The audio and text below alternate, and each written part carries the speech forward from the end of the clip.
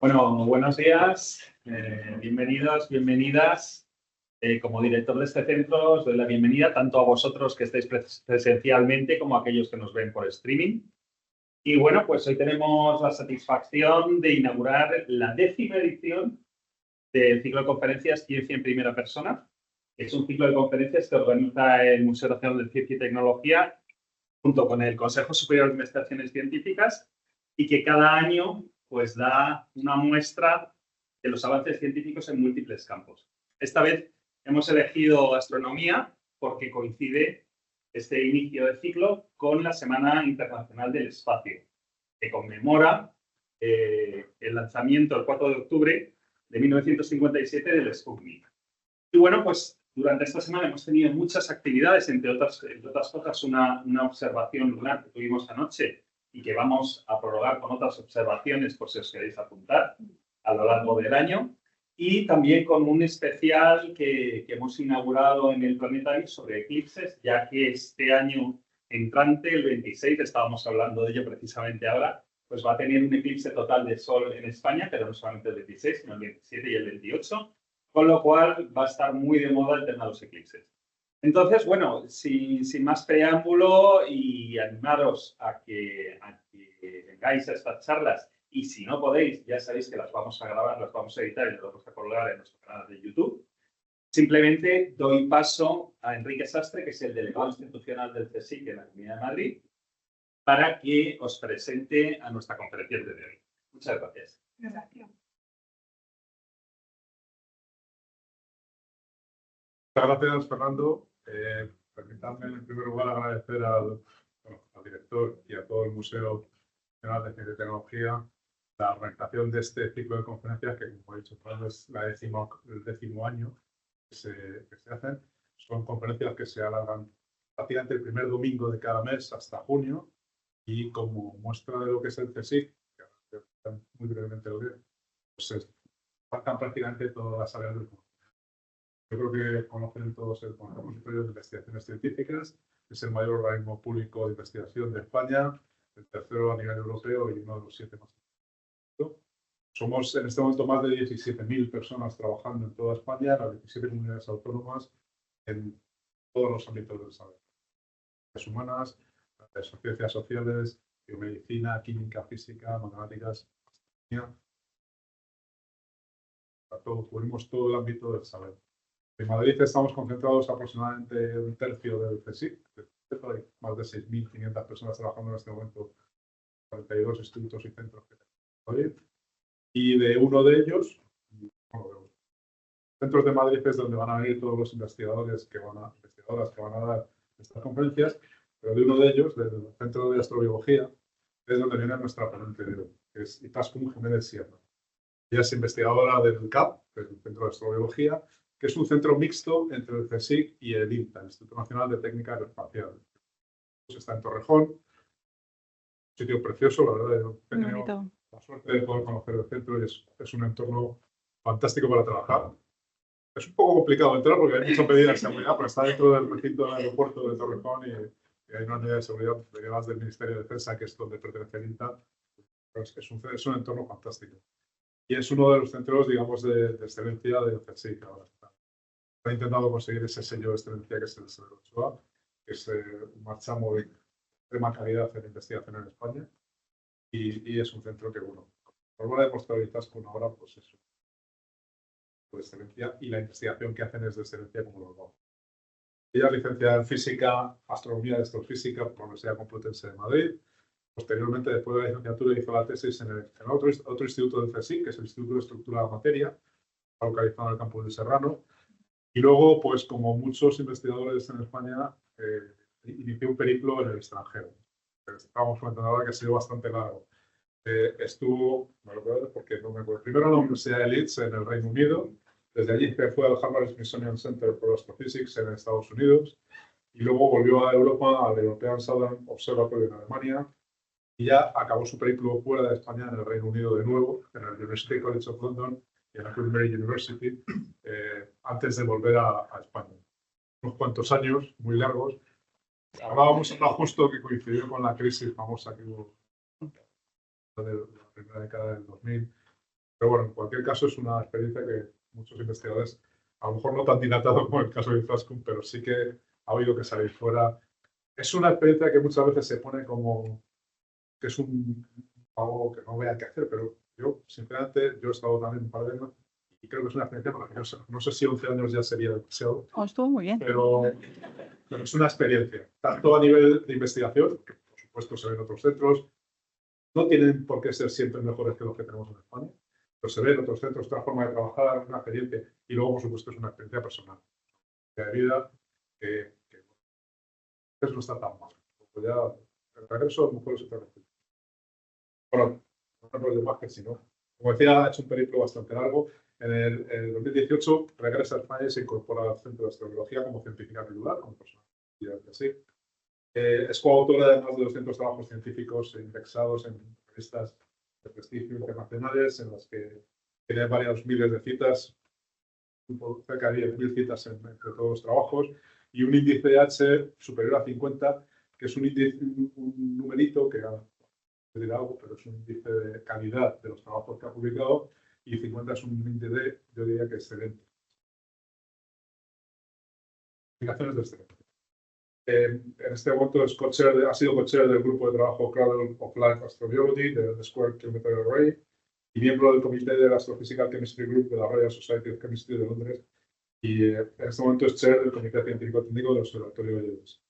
Recientemente ha sido nombrada miembro de la Comisión Nacional de Astronomía y nos va a deleitar con una charla que estoy seguro que nos va a encantar. Muchas gracias.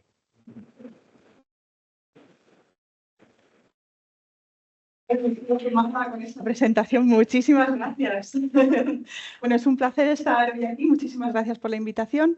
Y bueno, pues lo que hoy quiero mostrar es básicamente la ciencia que he estado haciendo pues desde que llegué al Centro de Astrobiología. Para mí llegar al Centro de Astrobiología pues fue una experiencia muy estimulante porque, claro, es un centro multidisciplinar en el que se recogen no solamente astrofísicos como yo, sino también planetólogos, bioquímicos, gente experta en exploración planetaria. Entonces, para mí eso fue muy estimulante y entonces el estar expuesta a toda esta nueva gama de teorías sobre el origen de la vida, pues fue lo que me llevó a iniciar este proyecto.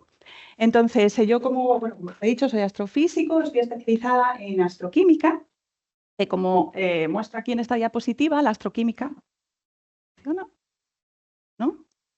A ver si funciona. ¿Ahí? Bueno, lo voy a pasar a mano. Bueno, la astroquímica es el estudio de las abundancias y reacciones de moléculas en el espacio y de su interacción con la radiación. Entonces, con esto lo que queremos decir es que básicamente lo que hacemos es estudiar la química que hay en el espacio. Nosotros estamos acostumbrados a la química que tenemos aquí en la Tierra, la química que se ve en la atmósfera, y como les voy a mostrar hoy, la química que tenemos en el espacio es muy diferente a la que estamos nosotros acostumbrados aquí en la Tierra. A pesar de que es muy diferente y además también tiene unas condiciones muy extremas, son también capaces de generar una complejidad química que es capaz de generar los precursores del origen de la vida. ¿Vale? Entonces, el astroquímico, en realidad, lo que está interesado pues, es en intentar conectar esta química que vemos en el espacio con esas primeras biomoléculas, ¿no?, que se muestran en esos objetos, en cometas o en asteroides, y que pensamos que pudieron haber llegado a la superficie de la Tierra hace unos 4.000 millones de años y que pudieron haber contribuido a esos primeros pasos del origen de la vida. Vale, pero para ponernos en contexto, nosotros lo que estudiamos, o en particular yo en lo que estoy especializada, es en el estudio de la química en el medio interestelar. ¿Y qué es el medio interestelar? Pues el medio interestelar es todas aquellas regiones que se encuentran entre las estrellas. Entonces, para ponernos en contexto, este es nuestro sistema solar, que está separado de todo lo que hay fuera del medio interestelar a través de la heliosfera. O sea, la heliosfera es como la barrera que nos protege de toda la radiación energética de rayos cósmicos que nos llegan desde fuera, desde el medio interestelar. Entonces, como ejemplo, la estrella más cercana es Próxima, ¿vale?, que se encuentra en el sistema de Alpha Centauri, y en el 2016 se detectó el primer planeta tipo Tierra en Próxima, que es Próxima B, que seguramente, bueno, tuvo mucha repercusión, algunos de ustedes seguramente lo recordarán porque salió en todos los medios de comunicación, y bueno, y ese es creo que está hacia unos 3 años luz, me parece, o sea que tendríamos que viajar 3 años a la velocidad de la luz para poder llegar a ese planeta, ¿vale? Y entonces ahora hay mucha investigación en ese frente para intentar descubrir o intentar establecer si Próxima B es habitable o no. Bueno, entonces, ¿cómo se forman las moléculas? Pues nosotros las moléculas, ¿dónde las vemos? Es en lo que llamamos nubes moleculares. Para ilustrar lo que es una nube molecular, aquí presento, no sé, ¿se pueden bajar a lo mejor las luces? Para que se vean mejor las imágenes. Aquí lo que muestro son 4 imágenes del mismo objeto, que es nuestra galaxia, la Vía Láctea. Pero, ¿por qué son tan diferentes? Son diferentes porque las observamos en distintos colores de la luz. Seguramente habrán oído o habrán oído hablar pues que la luz que nos llega del Sol pues tiene varios colores, ¿no? Entonces, dependiendo de qué color, pues el universo lo vemos de una manera o de otra. Esos colores los llamamos longitudes de onda, ¿vale? Por si acaso a alguno le suena. Entonces, así es como se ve el espectro o la radiación que nos llega del Sol. Este es el rango del visible, que es a lo que nosotros, nuestros ojos están acostumbrados a ver. Nosotros todo lo que vemos ahora mismo lo vemos en el rango del visible.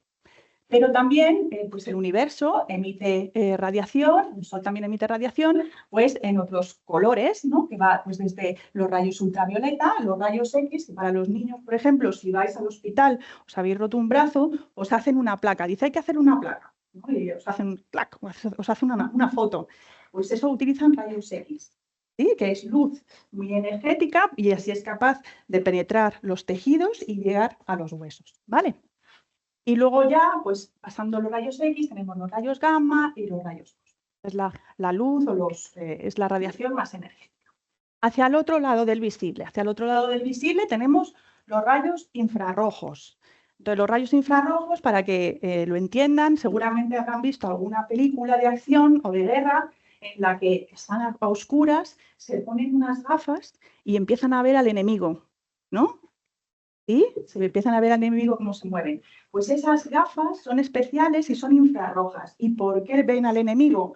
Porque nosotros, la temperatura que tenemos en nuestro cuerpo hace que nosotros emitamos mucha luz en el infrarrojo, ¿vale? Por eso se utilizan este tipo de gafas especiales para ver a las personas, a los seres humanos, porque emitimos la mayor parte de nuestra luz en ese rango, en el infrarrojo. Luego están los microondas, que es lo que utilizamos en casa, la tecnología para calentar, y luego ya el radar y el radio. Entonces, ya les adelanto que las moléculas, ellas, como están a unas temperaturas muy bajitas, emiten en esta parte del espectro, ¿vale? En esa parte de la luz del espectro, que es el radio, ¿vale? Entonces, lo que tenemos aquí en estas 4 imágenes son pues, las imágenes de la galaxia vista en esos 4 distintos colores, ¿no? o longitudes de onda del espectro de la luz. Este es en el óptico, que es la imagen que si nosotros vamos al campo en fin de semana y entonces pues, si miramos hacia el cielo vemos una mancha blanca es la Vía Láctea, es la galaxia, ¿vale? Entonces, pero lo que vemos, y lo vemos claro con unos telescopios ya más sofisticados, empezamos a ver unas manchas negras en esa imagen, ¿sí? Entonces, esas manchas negras es lo que llamamos nubes moleculares, y además las llamamos nubes moleculares oscuras, porque fueron detectadas inicialmente con este tipo de telescopios, con telescopios ópticos, que son los telescopios tradicionales. Y entonces, lo que se ve es que si nosotros vamos a otros colores de la luz, estas regiones que aparecen oscuras empiezan a aparecer brillantes, ¿vale? Ya nos movemos hacia el rango del infrarrojo, ¿sí? Que es la de las gafas especiales, y empezamos a ver que estas nubes moleculares oscuras en realidad son muy brillantes, en el infrarrojo y en el infrarrojo lejano. Entonces, ¿qué es lo que ocurre? Lo que ocurre es que estas nubes moleculares no solamente están llenas de moléculas, sino que también están llenas de partículas muy chiquititas que son partículas de polvo interestelar. Y estas partículas de polvo lo que hacen es que absorben toda la luz en el rango del óptico y del ultravioleta y la remiten a su temperatura, que es parecida a la nuestra en muchas ocasiones, ¿vale? Entonces, por eso emiten su luz en el rango del infrarrojo lejano y por eso las vemos así tan brillantes. Vale, esto es un ejemplo ya de una nube molecular oscura, ya hemos hecho un zoom en una región de la galaxia y entonces esta es una nube molecular oscura típica. Y aquí lo que quiero mostrar son las condiciones tan extremas que nos podemos encontrar en este tipo de objetos. tienen temperaturas muy bajas, cercanas al cero absoluto, y además tienen unas condiciones de presión también muy bajas, básicamente de ultra alto vacío. Entonces, ¿por qué si para hacer una comparación de las condiciones de presión, pues si comparamos la presión que hay en el medio interestelar o en estas nubes con lo que hay en la atmósfera, la atmósfera terrestre, pues habría una diferencia de 17 órdenes de magnitud, que es básicamente un 1 seguido de 17 ceros, para que vean las condiciones tan distintas en las que se está produciendo este tipo de química en el espacio. Entonces aquí lo único que quiero mostrar es que a pesar de estas condiciones tan extremas, tan distintas a las que vemos en la Tierra, son capaces de generar química, y química de moléculas muy complejas que además dan lugar a precursores del origen de la vida, ¿vale? O sea que son regiones que protegen estas moléculas y que además favorecen su formación. ¿Cómo se forman estas moléculas? Pues uno de los factores clave son esas partículas de polvo interestelar, esas partículas chiquititas que se encuentran en el medio interestelar, que pensamos que tienen este aspecto. No podemos viajar fuera del sistema solar, no podemos ir al medio interestelar y coger una partícula y estudiarla, pero sí que podemos inferir cómo su estructura a través de nuestras observaciones radioastronómicas o astronómicas, ¿vale? Entonces, lo que pensamos es que estas partículas de polvo interestelar tienen esta estructura, tienen un núcleo que está formado por silicatos y por material carbonáceo. Los silicatos es muy parecido, el material de silicatos es muy parecido a la arena de la playa, ¿no? Y luego tiene también pues algo de material carbonáceo, pues como por ejemplo el hollín, a lo mejor que podía salir del escape de los coches, de los antiguos coches, ¿no? Que salía un poco de hollín, pues es ese tipo de material. Y entonces lo que es muy importante es que estos núcleos están rodeados por hielos, sobre todo hielo de agua. Entonces, y aparte del hielo de agua, que es el mayor componente de estos hielos, se encuentran trazas de otras moléculas que son más chiquititas, pero que son fundamentales para generar este tipo de moléculas complejas, orgánicas complejas, o que fueron precursoras de la vida. Entonces, aquí vemos, por ejemplo, monóxido de carbono, dióxido de carbono, amoníaco, metano. El amoníaco, por ejemplo, pues se encuentran los productos de limpieza en casa, ¿no? El metano, pues es uno de los mayores contaminantes que tenemos aquí en la Tierra. Entonces, para que vean que este tipo de moléculas son también las que nos encontramos en nuestro día a día.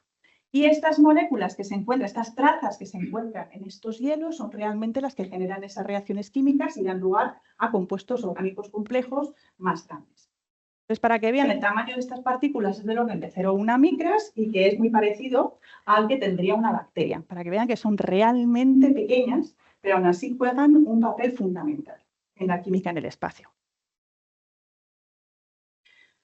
Vale. Entonces, esto es un vídeo en el que les muestro, en el que pues es un ejemplo, ¿no?, de cómo se forman estos hielos de agua en torno a los núcleos de estas partículas de polvo. Entonces, vamos a hacer un zoom en una nube molecular, vamos a ir a nuestra partícula de grano, a nuestra partícula de polvo interestelar de una 0,1 micras, y esto es la superficie. Las bolitas blancas son los átomos de hidrógeno, las bolitas rojas son los átomos de oxígeno.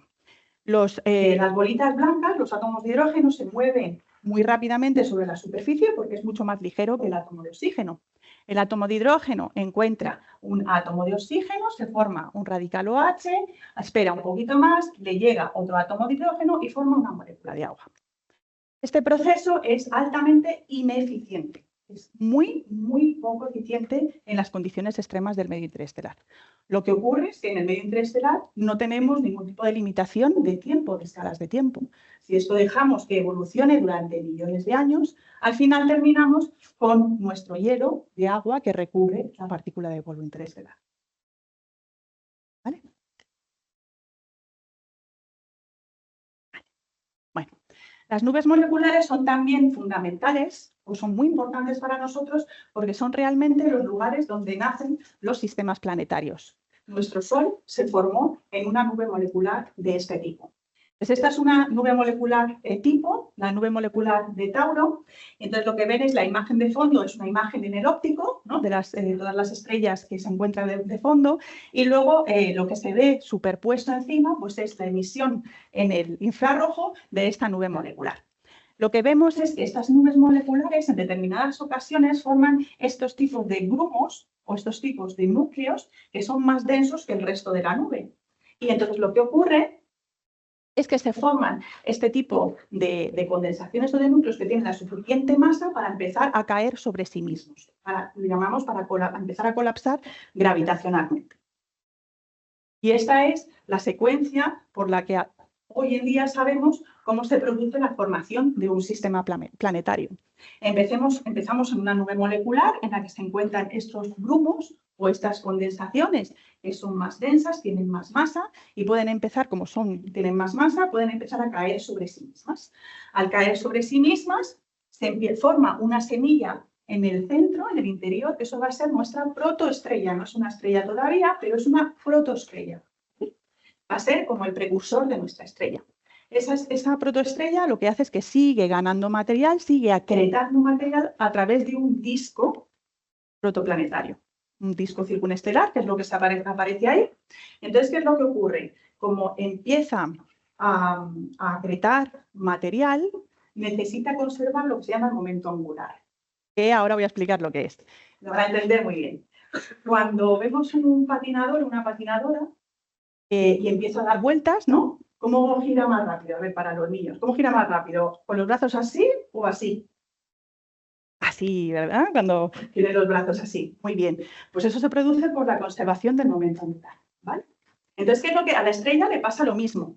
Entonces, ¿qué es lo que ocurre? Que si empieza a caer material que está cada vez más cerca, ¿no? Que es cuando los patinadores están con los brazos así para arriba, ¿qué ocurre? Que gira cada vez más rápido, ¿no? Entonces, para que el sistema no pueda estabilizarse, lo que necesita es perder momento angular. ¿Y cómo lo hace? A través de eyectando material por los polos, ¿vale?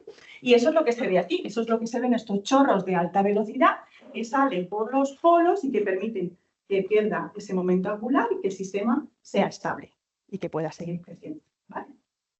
Entonces esos chorros de alta velocidad empiezan a limpiar la envoltura, y ya hemos perdido la envoltura de la nube molecular, y finalmente pues todo el material, el gas, empieza a formarse o las partículas de polvo se empiezan a pegar unas a otras, empiezan a formar partículas ya del orden del centímetro, siguen pegándose y van formando cada vez objetos más grandes y forman lo que se llaman protoplanetas.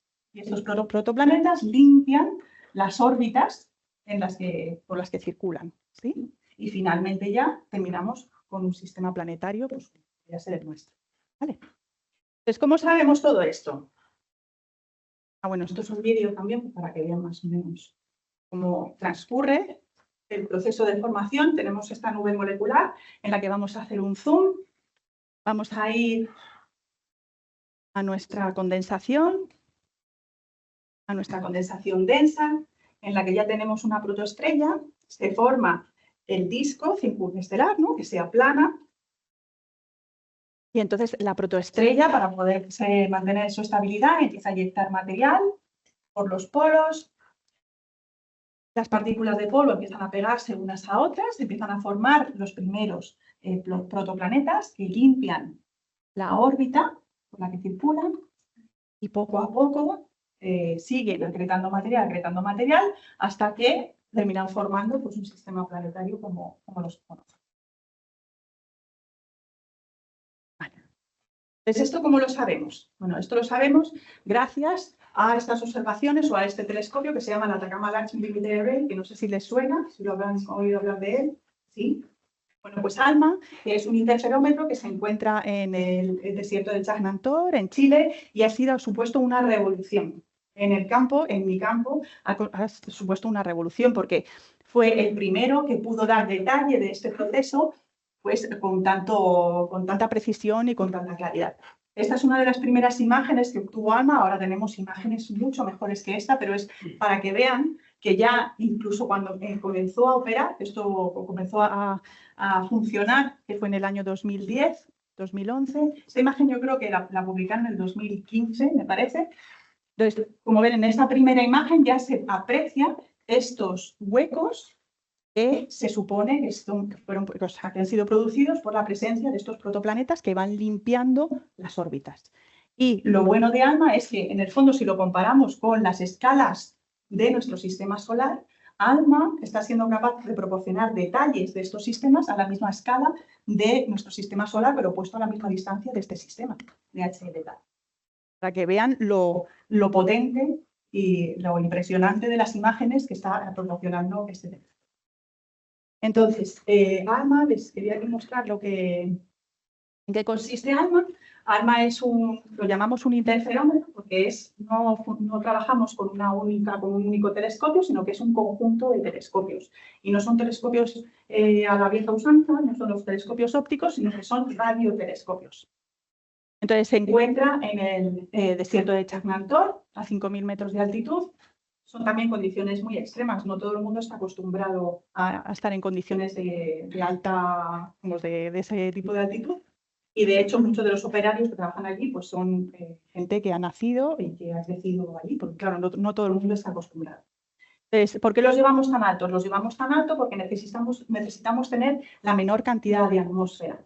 Y es porque si tenemos la menor cantidad de atmósfera, vamos a recibir la mayor cantidad de radiación que nos llega de las moléculas. Como ven, pues es un conjunto de radiotelescopios, son 66, y entonces es una colaboración internacional entre Norteamérica, Europa y el sudeste asiático. Entonces está formado por 66 antenas y entonces se divide en distintos grupos, el grupo de antenas de 12 metros de diámetro, el grupo de 7 metros, y que fueron construidos por los distintos colaboradores. Aquí se ve, por ejemplo, que hay dos tipos de antenas, están estos y este tipo de antenas. Entonces, estas son las norteamericanas y las otras son las europeas. ¿Por qué se juntan? Se juntan porque dicen que queremos construir el mayor interferómetro que exista sobre la Tierra, pero no tenemos dinero de forma individual. ¿Por qué no nos unimos y lo construimos todo? Y este fue el resultado de ALMA, que a mí me parece un ejemplo muy bonito de cómo, a pesar de las distintas culturas y de las distintas experiencias que ha tenido cada uno, la gente se puede entender, se puede unir para hacer cosas muy grandes, ¿no? Y entonces, este es el tipo de imágenes que revela ALMA. Esto es un sistema planetario también en formación, pues, similar al que les he mostrado antes. El otro era un poco más joven, este ya es más evolucionado. Pero bueno, también podemos observar galaxias, el material más frío que podemos ver en galaxias en interacción, y luego también pues, los orígenes. Estas moléculas que pensamos están relacionadas con el origen de la vida.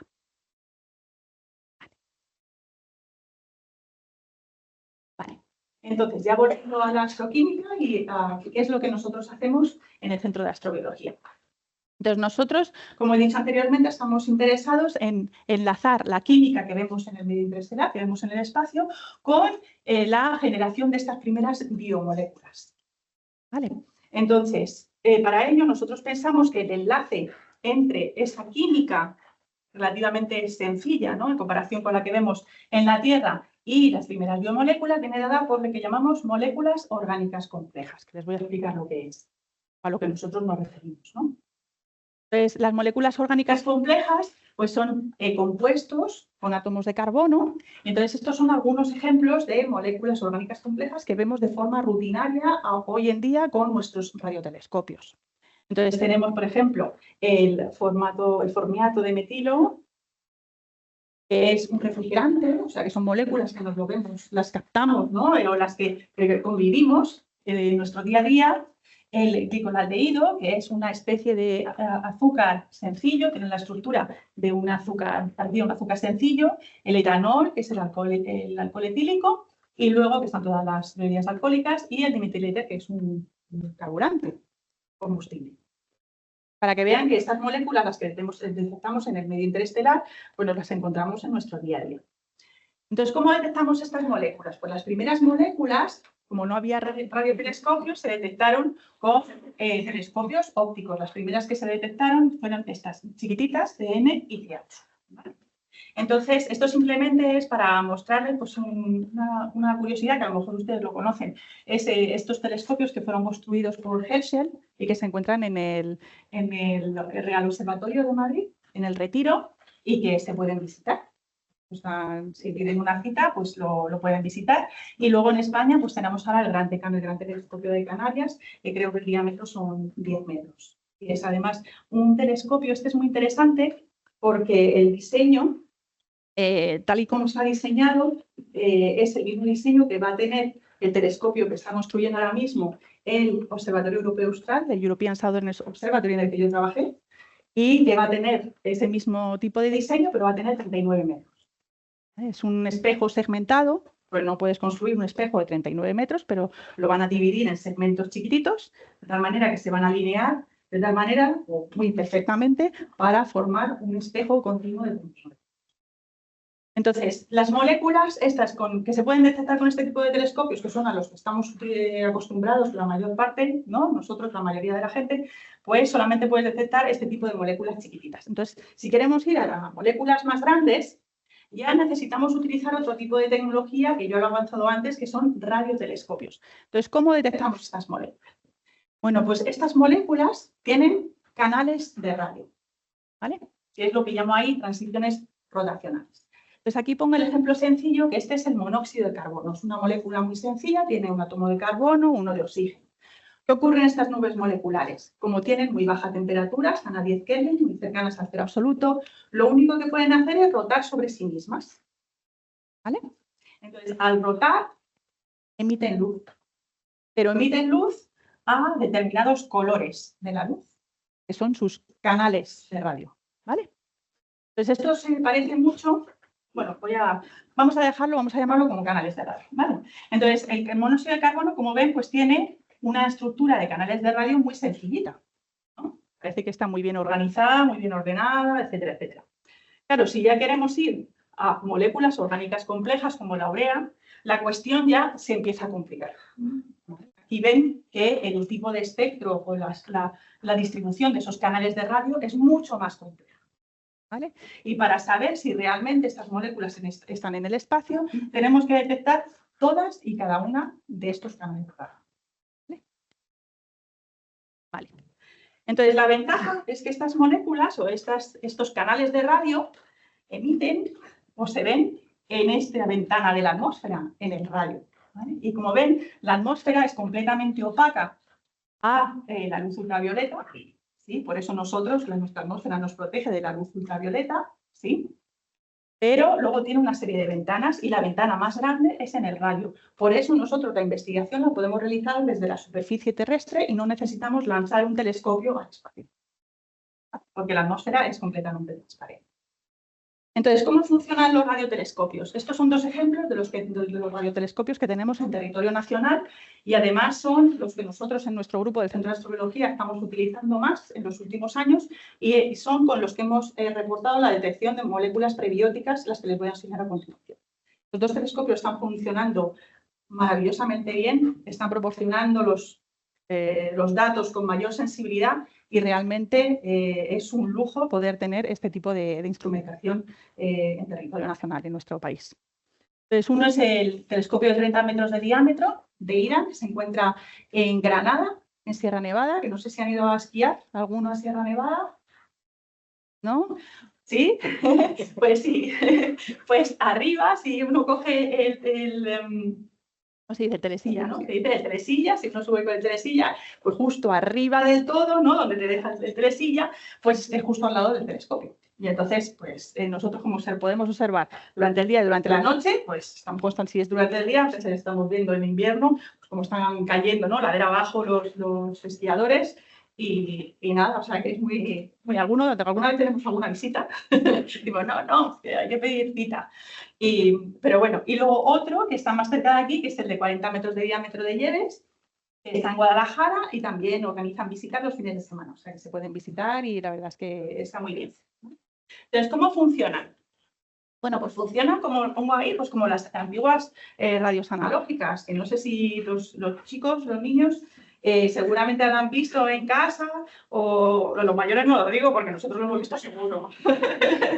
Pero los chicos, pues si no lo han visto, pues si habéis ido a casa de los abuelos, seguramente habéis visto una radio, ¿no? En la que giras, ¿no? La ruedilla, ¿no? Y entonces empieza a oír un canal. Sigues girando, se oye el ruido. Llegas a otro canal, ¿no? Así es como funcionan, ¿no?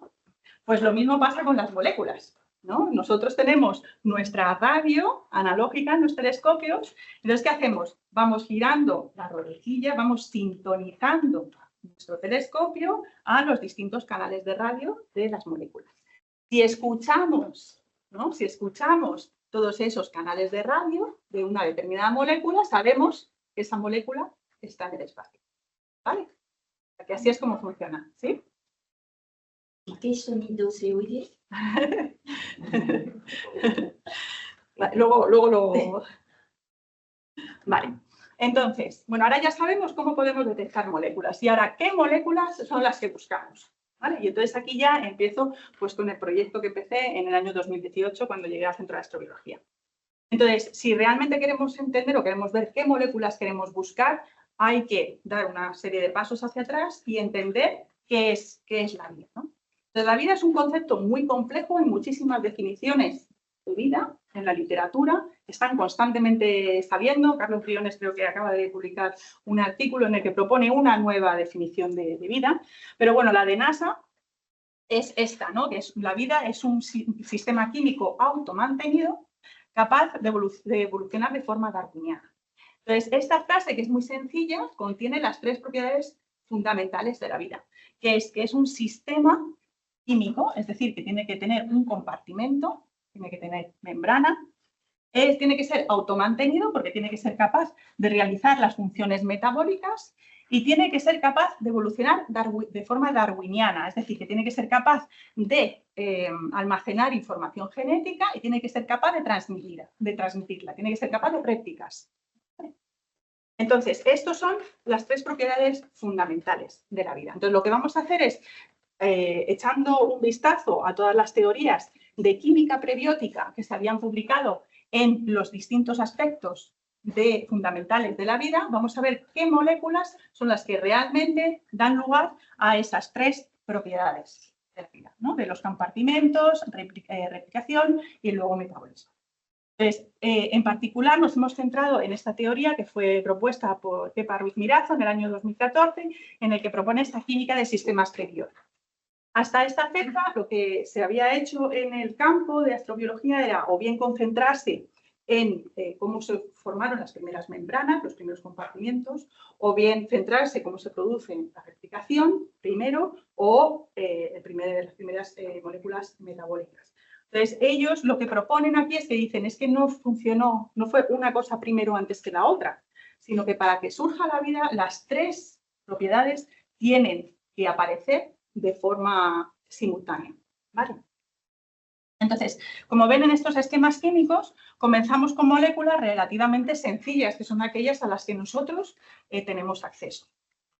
Entonces, en el 2018 lo que hicimos, pues hablando con Carlos Briones, pues de las distintas teorías que había y en particular, pues empezamos con estas de un mundo primordial, ARN, pues nos centramos en este trabajo de Matthew Pauner y de Patel. Matthew Pauner estaba en el grupo de Cambridge de Sutherland por aquel entonces y luego ella se fue al University College London. Entonces, como ven aquí, empezando por moléculas relativamente sencillas, pequeñitas, son capaces de generar los primeros ribonucleótidos, que son pues como las unidades básicas del ARN, luego los primeros azúcares y protolípidos, y luego también los aminoácidos, que son los que se necesitan para la construcción de proteínas. Entonces, si hacemos un zoom a esta primera parte del esquema químico, pues nos dimos cuenta que estas que están indicadas en azul eran aquellas que estaban detectadas en el medio interestelar, en el 2018. Y luego lo que vimos es que, bueno, pues había otras que están en rojo, que son aquellas que podíamos buscar, que no se habían buscado hasta ese entonces. Entonces, en el 2019 detectamos esta de aquí, que se llama glicolonitrilo. Esto fue un trabajo de mi estudiante en Queen Mary, de Sandy Zen.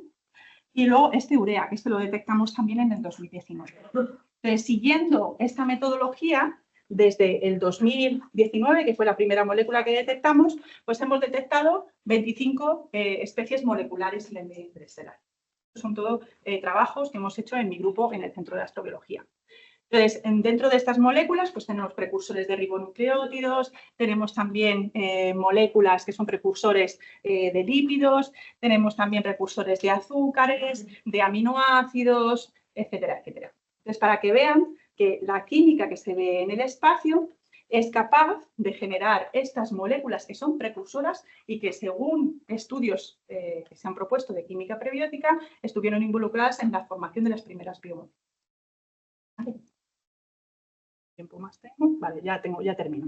Entonces, ¿por qué es importante? Esto es importante porque nos permite enlazar esta química que vemos en el espacio con la química o con los compuestos, la composición química de estos objetos, de meteoritos, de cometas y de asteroides. Seguramente habrán oído hablar de los trabajos últimos de los asteroides Ryugu y Bennu, en el que se han detectado todas las nucleobases, en Bennu en particular, y luego se han detectado 14 de los 20 aminoácidos que se encuentran en las proteínas. O sea, eso indica que la química que vemos en el espacio es capaz de generar estos ladrillos de la vida. Entonces, lo que creemos es que la Tierra experimentó un bombardeo masivo hacia entre los 4.100 y los 1.800 millones de años, de tal manera que todo este material se recibió o fue depositado en la superficie de la Tierra, en la que había estos charquitos de agua caliente en el que se pudieron empezar a generar estas primeras reacciones bioquímicas, dando lugar pues, a los primeros ribonucleótidos, al primer ARN, primeras membranas, etcétera, etcétera. ¿Vale? Entonces, ahora, simplemente decirles que este trabajo o este proyecto pues, ha recibido financiación de la Unión Europea.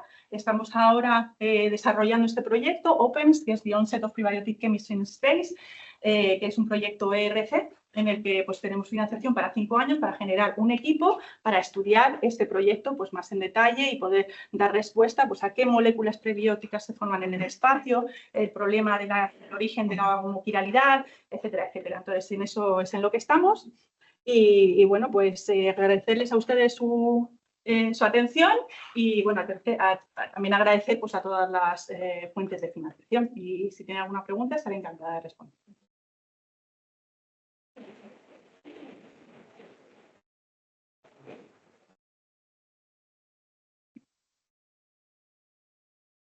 Sí, respondo primero a lo que he respondido. En el fondo, o sea, lo he dicho, era una metáfora, ¿no? O sea, nosotros cuando vamos a los telescopios, en realidad no escuchamos nada. Lo que nosotros tomamos son este tipo de datos, ¿sí? Que son, pues para los distintos colores, pues tenemos todas estas señales. Entonces, no es que nos pongamos unos cascos, ¿no? En la película de Contact, no se hace, ella se pone los cascos, ¿no? Y entonces ahí, ¿no? Empieza a ir. Nosotros no escuchamos. O sea, de hecho, yo estuve en ese telescopio, en el Very Large Array, y no se escucha nada de nada. Es una especie, es algo para la película, ¿no? Pero bueno, es para hacer el símil, ¿no? Porque como estábamos hablando de las radios analógicas, es para hacer el símil, pero no. Gracias. No sé si, a ver cómo vamos. Bueno, usted ha levantado primero y luego voy por el niño. ¿Sí? Sí, no, yo tenía un par de preguntas. Primero de todo, agradecerte la charla a ti y a todos los que nos habéis hecho posible. Vamos a tener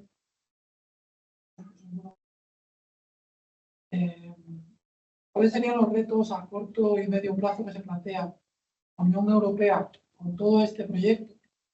¿Qué países están colaborando? ¿Cuál es la participación de España en concreto?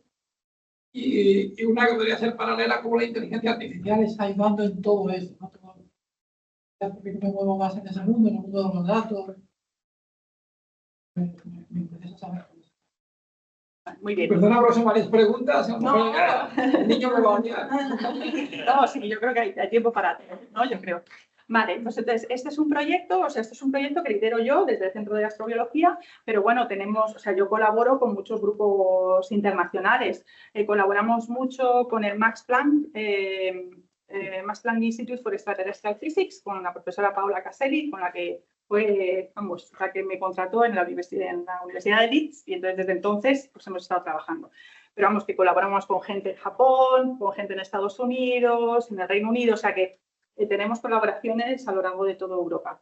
Entonces, el objetivo, estos son proyectos competitivos, es un proyecto competitivo en el que están financiados por el European Research Council, en el que tú propones una propuesta, entonces dentro de la llamada que se genera, que se hacen todos los años, se proponen proyectos y entonces un panel evaluador pues decide qué proyectos financiar en función de su excelencia. Entonces, en este caso, pues el panel que me evaluó consideró pues, bueno, que era una investigación que merecía la pena financiar y entonces pues, por eso se me ha dado la financiación. El objetivo de OPENS es determinar qué moléculas son las que realmente, de todas las que estamos detectando, ¿no? Cuáles son aquellas moléculas que estuvieron involucradas en esos primeros pasos para dar el origen de la vida. Y además, estas moléculas las estamos detectando en una nube muy peculiar que se encuentra en el centro de la galaxia. Entonces, el objetivo es ver si esa química que vemos en el centro de la galaxia es extrapolable a regiones que son más típicas como las que dieron lugar a nuestro sistema planetario. Es decir, si esa química también se encuentra en, por así decir, las cunas de los futuros sistemas planetarios. Entonces, ese es el objetivo a mediano y a largo plazo, ver si esa química es extrapolable a no solamente a nuestra galaxia, sino incluso también a galaxias cercanas o entender cómo surge esta complejidad química. Y luego la inteligencia artificial. Sí, la inteligencia artificial es una herramienta, sí, eso es una herramienta muy útil. Entonces, ahora, por ejemplo, pues acabamos de lanzar un artículo, nos acaban de aceptar, en el que utilizamos redes neuronales para la identificación de la composición química en los hielos. Te he mostrado antes, ¿no? Esas partículas de polvo interestelar que tienen estos hielos. Ahora tenemos un telescopio que es maravilloso, que es el James Webb Space Telescope, que como observa en el infrarrojo, ¿no? La atmósfera es opaca y tenemos que lanzarlo al espacio para poder observar, ¿no? Los hielos. Y entonces hemos desarrollado esta herramienta para, utilizando redes neuronales, hacer la identificación de la composición química de los hielos y en un futuro detectar estas moléculas orgánicas complejas en hielo. Pero bueno, también tenemos otros proyectos también en el grupo, pues para analizar estos espectros tan complejos que he mostrado antes, también con herramientas de inteligencia artificial. Complicado, pero lo estamos intentando. Los telescopios muy grandes me hacen poco eso, ¿cómo es? Los telescopios, ¿cómo va el tamaño de los telescopios? ¿Que por qué los queremos más grandes o más pequeños? Por el enfoque. Vale. Entonces, muy buena pregunta. A ver, los telescopios, cuanto más grandes sean, ¿sí? Pues mayor detalle vamos a tener en nuestra imagen. ¿Sí? Entonces, ¿qué es lo que pasa con ALMA? ¿No? En ALMA, claro, ALMA simula un telescopio de tamaño de 16 kilómetros. ¿Sí? Entonces, ¿qué ocurre? No podemos construir un telescopio de 16 kilómetros de diámetro, ¿no? Pues sería muy grande, se nos caería. Uno de 100 metros que construyeron en Estados Unidos colapsó, cayó, ¿no? Entonces, no podemos construir uno de 16 kilómetros. Entonces, utilizamos un truco, que es utilizar lo que he llamado antes el interferómetro, este conjunto de antenas. Entonces, ¿qué hacemos con este conjunto de antenas? Tenemos, imagínate, la superficie de nuestro radiotelescopio de 16 kilómetros, ¿sí? Y colocamos las antenas en unos sitios estratégicos dentro de ese área, ¿sí? ¿Vale? De 16 kilómetros de diámetro, ¿vale? Entonces, colocamos los telescopios de tal manera que a medida que se va la Tierra como va girando, ¿no? Con nuestros telescopios chiquititos vamos observando partes de toda esa área. ¿Sí? Y con eso conseguimos reconstruir la imagen que vería un telescopio de 16 kilómetros. Sabemos que tenemos agujeros, pero si observamos lo suficiente y cubrimos ese espacio lo suficiente, podemos reconstruir la imagen que vemos en el espacio. Parece magia, pero funciona. ¿Vale? Muy buena pregunta. Muy bien. A ver, no sé cómo por ahí, ¿no? La formación de sustancias orgánicas simples y luego complejas, y luego vida simple y compleja, ¿desde tu punto de vista es inevitable o es una rareza? Muy difícil esa pregunta. Es muy difícil. A ver, o sea, el origen de la vida viene caracterizada por lo que llamamos estas transiciones hacia la complejidad. Entonces, la primera transición hacia la complejidad sería esta, ¿no? Es la transición hacia la complejidad que vemos en el espacio. Ahora, ¿qué condiciones se tienen que dar para que se puedan ocurrir las otras transiciones a la complejidad? O sea, hay que tener en cuenta que esto es como si hubiera varios muros, ¿no? En el que la vida va intentando, ¿no? Se va chocando contra el muro, hasta que de repente encuentra un agujerillo y puede pasar el primer muro. Sigue intentándolo, ¿no? En la siguiente fase, ¿no? Sigue intentando, sigue chocando contra el muro hasta que encuentra el agujerillo y consigue pasar, ¿no? La siguiente transición. Entonces, claro, se tiene que dar todas esas condiciones para que pueda surgir la vida. Tampoco el ejemplo que tenemos es el de la Tierra. Tampoco sabemos si en otros sitios se podría dar de otra manera, pero bueno, en eso estamos. O sea, eso es a lo que nos dedicamos en el Centro de Astrobiología. Por lo menos desde el punto de vista astroquímico, nosotros lo que vemos es que esta química es universal. Y además, esta química no surge solamente en nuestra galaxia. O sea, es que ya vemos que a galaxias muy distantes ya vemos agua y vemos moléculas complejas también. O sea, que es una química que no depende, en principio, o sea, es una química que de forma natural surge. ¿Sí? O sea, eso sí que lo puedo responder. Aquí y luego por ahí. Tengo tres preguntas que es. La primera que es, ¿por qué no hacen una fila de telescopios y así cuando va girando ya se va cortando todo en vez de tener varios distribuidos? Vale, ese es otro. Cada interferómetro, cada conjunto de telescopios tienen un diseño particular que también tienes que tener en cuenta que depende también pues, del terreno, ¿no? De dónde lo estás construyendo. Imagínate, de 16 kilómetros, pues claro, tienes que ver, pues tienes que salvar montañas o sea que eso todo depende. Hay otros, por ejemplo, como el Beryl H. Ray, que es el que está en Nuevo México, es el de la película Contact. Su estructura es una línea de telescopios así y luego que tiene dos patas también, dos líneas así. Porque el objetivo es, independientemente de cómo tenga el diseño, es cubrir la mayor parte de ese espacio. Sería tu telescopio hipotético, ¿no? Después, la atmósfera se creó en la Tierra antes del bombardeo este, porque si no el agua se iría, ¿no? Vale, entonces. Vale. A ver, sabemos, ¿no? Los planetas rocosos, en nuestro sistema solar tenemos los planetas rocosos, ¿no? Que son los más cercanos al Sol, y luego tenemos los planetas gaseosos, ¿sí? Los planetas gaseosos sabemos que tienen hidrógeno, helio, que son los elementos más ligeros, ¿sí? Entonces, ¿qué ocurre con los planetas rocosos? ¿No? Pues que la mayoría pues, tienen sobre todo mucho nitrógeno, ¿no? Lo que has dicho tú, tiene agua, etcétera, etcétera. ¿Qué ocurre? Que claro, el viento solar arrasó o le expulsó todos esos gases más ligeros de hidrógeno y helio, ¿vale? Y dejó solamente los más pesados, que son los que realmente pueden seguir siendo atrapados, ¿no? Por el campo de gravedad de la Tierra. Los gaseosos, como están más lejos, pues el viento solar no es tan eficiente, ¿vale?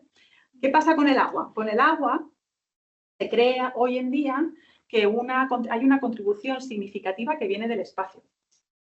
Se cree que durante este bombardeo masivo se recibió, bueno, la Tierra está recibiendo el bombardeo masivo, o sea, que está cayendo material constantemente. O sea, hoy en día también recibimos material constante. Lo que ocurre es que durante esa época, pues a lo mejor fue un factor 100, 1000, o sea, 100 o 1000 veces más que lo que experimentamos hoy en día, ¿vale? Entonces, se cree que una fracción del agua que tenemos en nuestros océanos procede del espacio. Y eso lo sabemos a través de observaciones de agua pesada, o sea, HDO, tiene un átomo de deuterio, ¿vale?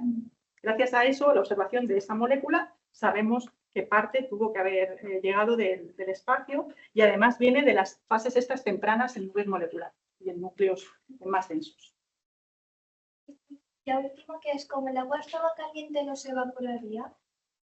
Bueno, cuando se calienta, ¿no? Se genera el ciclo del agua. Eso es lo que estudiáis en el cole, ¿no? Que cuando se calienta, ¿no? Pasa a la atmósfera, se forman las nubes, ¿no? Se enfrían y vuelven a caer. Entonces, en ese caso, sí, claro, la temperatura era más elevada, ¿no? En promedio, y entonces, pues, generó el ciclo del agua. ¿Vale? ¿Había otras preguntas?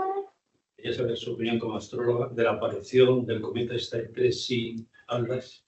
Este es el objeto interestelar, ¿verdad? Esos son objetos muy, muy interesantes, la verdad.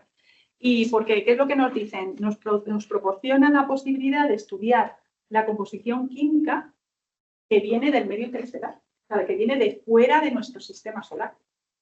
Entonces, son objetos, por eso son muy interesantes y por eso todos los telescopios del mundo se ponen a observar este tipo de objetos, porque es la única oportunidad que tenemos de poder saber la composición la composición química de un objeto que viene de fuera de nuestro sistema solar.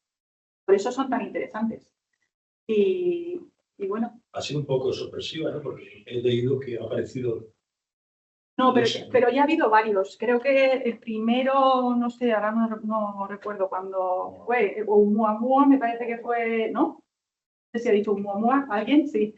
Fue el primero, ¿no?, que se detectó y fue algo sorprendente, efectivamente, porque no se pensaba ni siquiera que podía pasar este tipo de objetos, pero bueno, ya cuando vieron que la órbita no era cerrada, ¿no?, y que simplemente, pues, que así como iba a venir, se iba a ir, ¿no?, para afuera, pues, pero bueno, pero gracias a eso, ¿no?, gracias a la detección de ese primero, se han podido detectar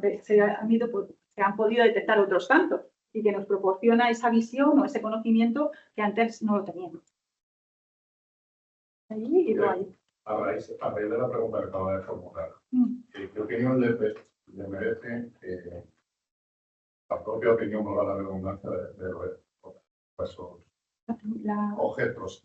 Lo es, que dice que son objetos de alguna forma. Sí. Vuestra investigación refuta de alguna forma la teoría de la panspermia de la vida en este planeta de fuera. Y si es así, ¿hasta qué punto puede ser replicable en planetas, ese planeta como objeto? Vale. A ver, en cuanto a la primera pregunta, ahí no le puedo responder porque Aviloe cuando estuve en Harvard, pues sí que tuve el placer de conocerle y demás. Y bueno, es una persona que ha hecho de todo, ¿no? Pues desde él empezó haciendo cosmología, pero bueno, ahora se ha metido en este proyecto. Claro, o sea que es una persona, es increíble, ¿no? O sea, pero bueno, ahí yo creo que se necesitan pruebas, pero pruebas de verdad, ¿no? Pues para refutar o para empujar la idea, ¿no?, que él está intentando dar. Y luego, en cuanto a la otra pregunta, era la de la panspermia. Vale, pues la panspermia hoy en día, o sea, nosotros lo que proponemos es una cosa entre medias, ¿no? La panspermia lo que decía es que estos primeros objetos, estos primeros entes vivos pudieron haber llegado desde fuera, ¿no? Decían desde Marte, hubo que se detectó en un meteorito, ¿no? ALH, ya no me acuerdo cómo era un nombre así muy, muy largo, ¿no? Y luego se demostró que pues, podían ser formaciones geológicas, con mecanismos geológicos, o sea que ahora, hoy en día, yo creo que eso se ha abandonado un poco y entonces hay una teoría que es más entre medias, que es la que nosotros defendemos. Tú tienes, o sea, la mayor parte de esas moléculas, o una fracción de esas moléculas prebióticas, se forman en la superficie de la Tierra, de forma endógena, en estas charquitas, ¿no?, calientes que hay. Nosotros lo que defendemos es que en este esquema químico que yo he mostrado a continuación, se tiene que dar muchos pasos. O sea, es que muchas reacciones, ¿no?, que a veces se forman de forma aislada, pero en la naturaleza no lo tienes de forma aislada, ¿no? Entonces, lo que decimos es que si te saltas la mitad del esquema químico porque tú ya proporcionas desde fuera las moléculas clave, es mucho más fácil. O sea, si tú detectas un azúcar en el espacio, resulta que todos estos esquemas químicos parten siempre de azúcares con 3 carbonos, del gliceraldehído. El gliceraldehído, pues le preguntas, ¿y cómo lo sintetizas en el laboratorio? Y dices, es que no puedo. Pero lo necesito para iniciar la formación de ribonucleótidos. Entonces, si tú lo formas en el espacio y lo proporcionas, ahí ya saltas un obstáculo muy grande. Entonces, esa es la idea que nosotros estamos empujando. Allí, voy a ir allí al fondo que estaba antes, ¿vale? Bueno, quiero darle la enhorabuena por la ponencia y por la iniciativa. Te quería preguntar qué se espera, por ejemplo, de la bioprisma esta famosa de Marte, que hace poco la NASA realizó, y si en su opinión cree que de aquí a que, bueno, nuestra generación no lo que vaya a vivir, si cree por lo que está evolucionando tan rápido la astrobiología, si encontraremos alguna señal de vida. Bueno, pues la verdad es que yo no soy experta en el tema de Marte, pero sí que he preguntado, ¿no?, a expertos, además como tenemos expertos en el Centro de Astrobiología.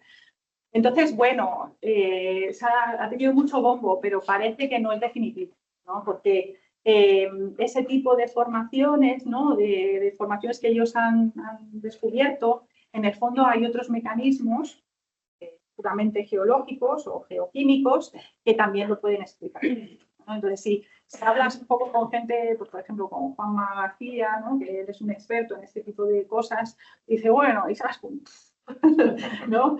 Pero bueno, también ellos lo que dicen en el artículo de Nature es, necesito financiación, ¿no? Para poder ir, recolectar, ¿no? Las muestras, traerlas y estudiarlas. En el fondo es lo que realmente necesitas, ¿no? Necesitas hacer el estudio químico y ver que realmente ahí tienes, pues, o péptidos o aminoácidos o algo que te indique que hubo vida, ¿no? Vale. ¿Y había otra cosa, otra pregunta? Si cree que encontraremos... Bueno, estamos en ello, ¿no? Hay ahora muchas misiones, yo creo que el futuro es brillante, ¿no? No solamente a Marte parece que no hay tanto ahora, pero bueno, se va a ir a las lunas heladas, o sea que yo creo que en ese sentido se abre, ¿no? Pues un campo muy interesante de exploración. A ver, así, aquí. Pregunta, ¿cómo se podría ver una molécula desde un telescopio? ¿Cómo se ve la molécula? La molécula, porque la molécula lo que hace es, emite luz, ¿sí? Igual que tu cuerpo emite luz y te ponen las gafas infrarrojas, ¿sí? Pues la molécula emite una luz, ¿sí? Y esa luz es lo que, como con las radios estas analógicas, no sé si tienen alguna radio analógica en casa. No, la tendría que haber traído. Pero hoy aquí no hay. Con el apagón Claro, con el apagón, por ejemplo, pues yo tenía la mía de casa, ¿no? Que además esa pues es de onda larga, ¿no? Que podemos escuchar pues al otro lado del Atlántico, ¿no? Y entonces, pues con esas, a ver si te pueden enseñar con una radio que simplemente ir a hacer el dial, ¿sí? Y entonces vas cogiendo pues los canales de radio. Pues imagínate que esos canales que escucharás en la radio es como la luz de las moléculas, ¿vale? Hay una vitrina ahí fuera donde las tienes todas y toda la evolución. Luego se las enseñas. Vale, pues y ves eso. todas las radios. Ahí, ¿vale? Gracias. Yo tengo una pregunta parecida a él. En Caldera, ¿cómo pueden determinar que esa emisión viene de una nube intergaláctica que está a montones de años luz y no es una interferencia que ocurre en el camino? Vale. A ver, nosotros sabemos, o sea, nosotros caracterizamos los canales de las moléculas, las caracterizamos muy bien en el laboratorio. O sea, nosotros tenemos laboratorios de espectroscopía en el que ponemos una molécula y entonces el espectro ese que he mostrado antes de la urea, ¿no? Pues lo tenemos muy, muy bien caracterizado con mucho detalle. Además, cuando nosotros observamos las nubes moleculares, tenemos información de la velocidad a la que se mueve. Entonces, sabiendo la velocidad a la que se mueve, ahí podemos hacer el ajuste, podemos ajustar por esa velocidad y entonces sabemos que las señales que vienen de esa nube. Estamos recibiendo partículas constantemente. Ahora estoy leyendo los neutrinos de alta energía y me explota la cabeza. ¿Cómo puede ser que todas estas partículas no dañen nuestro código genético?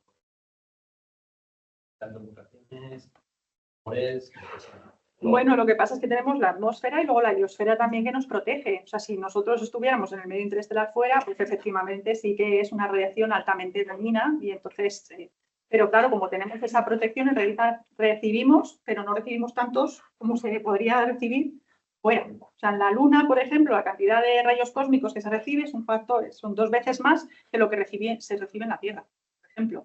Y eso es un campo activo de investigación. O sea, ahora pues se quiere poner una estación espacial pues, más cerca de la Luna, pues para ver cuáles serían los efectos de esa radiación altamente energética en tejidos, por ejemplo. O sea pero tenemos suerte. La teoría del Big Bang dice que había mucha materia y todo y colapsó. Eso, lo de la creación de la creación del sistema planetario, ¿Sí? ¿estaría dentro de esa teoría o es otra parte? No, está todo dentro, o sea, está todo dentro. Lo que pasa es que el Big Bang pues, ocurrió hace 14.000 millones de años, entonces tienes que tener en cuenta que, o sea, se produce la gran explosión, ¿no?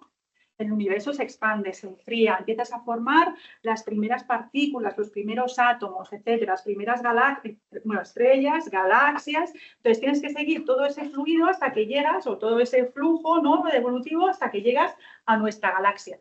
Y nosotros lo que estudiamos es al final, es básicamente lo que tenemos en nuestro entorno, ¿sí?, en nuestro barrio, por así decirlo, nuestro barrio cósmico, pues eso es lo que estamos estudiando. Y sería el final de toda esa evolución. ¿Vale? ¿Sí? Pero está todo dentro de un todo, claro. De la emergencia de la complejidad, eso es lo que estamos intentando determinar. Si realmente ¿cómo se dice? Es algo natural que surge de toda esa evolución. ¿Vale? Bueno, muchas gracias, Izaskun. Muchas gracias por ese trabajo tan apasionante que haces y por hacerlo tan asequible para todos nosotros. La verdad es que lo has explicado de una manera tan clara que te lo agradecemos, ese esfuerzo, ¿no? La verdad es que muchas de las preguntas que me surgían han surgido ahora. Yo simplemente, es una curiosidad, ¿no? Aquellos astrobiólogos que estudiáis las moléculas interestelares, las nubes moleculares, ¿sois diferentes de los que estudian los meteoritos o tú has estudiado también meteoritos? No, claro, no. Ahí lo que necesitamos es colaborar con gente que estudia la composición de meteoritos, porque ahí ya necesitas hacer experimentos de laboratorio, etcétera, etcétera. Claro, estar involucrados en misiones espaciales, pero bueno, hay una conexión muy clara y muy directa. Claro, nosotros siempre intentamos comparar o hacer comparaciones con la composición química que vemos en el medio interestelar con lo que se ve en cometas y luego también en asteroides, porque está íntimamente ligado, porque de hecho lo que pensamos ahora, y eso es uno de los resultados, no lo he mencionado, pero es uno de los resultados más bonitos que surgió de la misión Rosetta, no sé si lo conocen, pero que voló al cometa 67P, se posó en el cometa y entonces pudo determinar la composición química, ¿no?, de la superficie del cometa, entonces, y se detectó glicina, de hecho, ¿no? Entonces, nuestro objetivo siempre es comparar lo que vemos en estas nubes moleculares con lo que se ve en cometas, porque se cree que la mayor parte de esa composición química de cometas procede de la nube molecular inicial, o sea, de esa nebulosa inicial antes de que se forma el Sol, ahí es donde se forman esas. Y eso es parte también del objetivo del proyecto OPENIS. Está pasando, supongo que en los meteoritos te decía fluorescencia rayos X, entre otras muchos, para detectar los marcadores de los elementos químicos. Claro, son técnicas, claro, a mí se me escapa eso. Ahí hay esperanza en el último de los rovers de Marte ha capturado ha hecho con unas sondas, ha capturado unas muestras y esas muestras tienen que volver o algo así. No sé si hay problemas ahora para que vuelvan, pero sé que hay bastantes esperanzas puestas en ellas. Claro, ahí el problema es la financiación, pero bueno, con la nueva administración está habiendo muchos recortes y bueno, pues no sabemos si al final va a poderse lanzar la misión para poder retornar las muestras. Pero bueno, las muestras, se están recogiendo las muestras para que en un futuro, si se puede lanzar la misión, se pueda ir, se puedan recoger las muestras, se puedan traer y se pueda medir en un laboratorio sin contaminación, etcétera, etcétera, ¿no? Pues muchas gracias. No sé si... Yo tenía una última pregunta. He estado viendo en algún momento y leyendo también sobre el tema de lo que es la vida. Lo mencionabas y lo definías, ¿no? Tal y como la conocemos en el planeta Tierra, con todas sus formas, ¿no?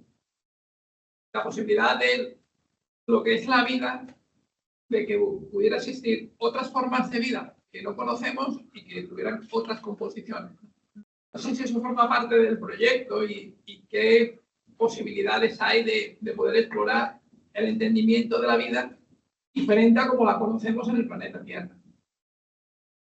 Bien, o sea, nosotros claro, el problema es que nosotros solamente sabemos una forma de vida, ¿no?, que es la nuestra, ¿no? Ahí, de todas maneras, y es cierto que otra gente pues ha propuesto, ¿no?, hubo este estudio, no sé si en vez de que utilizaban arsénico, ¿no?, me parece que hubo mucho bombo, ¿no? Desde NASA diciendo, bueno, hemos detectado otra forma de vida usando arsénico, me parece que fue, ¿no? En vez de... Y luego se demostró que en el fondo no, o sea, que eso no era... Entonces, hay que tener en cuenta que, claro, la vida, tal y como la conocemos, está basada en el carbono. Entonces, ¿por qué? Un ejemplo, ¿no? ¿Por qué carbono y no silicio? No, simplemente porque el carbono es tiene tanta capacidad de enlazar con otras cosas, ¿no? De reaccionar con otras cosas, que por eso la vida ha escogido el carbono. No escoge el silicio porque la química es muy reducida. Sin embargo, la química del carbono es riquísima, ¿no? Entonces, cuando hablamos de otro tipo de vida, ¿cuál? ¿No? ¿Cómo vas? ¿En qué otra cosa lo puedes basar? ¿No? Entonces, no soy experta, pero lo dejo ahí. Que eso explicaría por qué nuestra vida está basada en el carbono. Si se sabe que la vida está basada en el carbono, ¿por qué no se intenta crear más vida? Hay gente dentro del CSIC también que están intentando hacer vida sintética. Sí, están intentando estudiar si pueden en el laboratorio generar pues, el primer enter vivo de forma sintética, claro. Eso es un campo de investigación muy activo. ¿Y va a ser un microbio o una bacteria? No, bueno, claro, hay que estudiar mucho. Para llegar a eso hay gente que a lo mejor está estudiando. Tu generación. Claro, está estudiando una molécula, por ejemplo, que lo que hace es. Estamos aquí, ya no nos enteraremos. Que se tira toda una vida para estudiar un compuesto, cómo hace la división celular.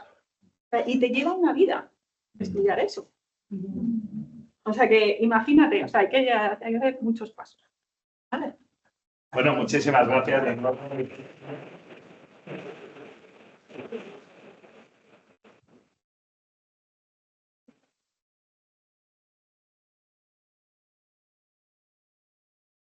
Bueno, pues nada, agradeceros mucho vuestra presencia hoy aquí y convocaros a nuestra próxima charla que la tendremos el 16 de noviembre, en el que el doctor Prieto de Castro del Instituto de Química Blas de Cabrera, del Consejo, nos hablará de los 100 años de la mecánica cuántica. Aprenderemos algunos experimentos muy novedosos que se están haciendo en este campo tan apasionante también.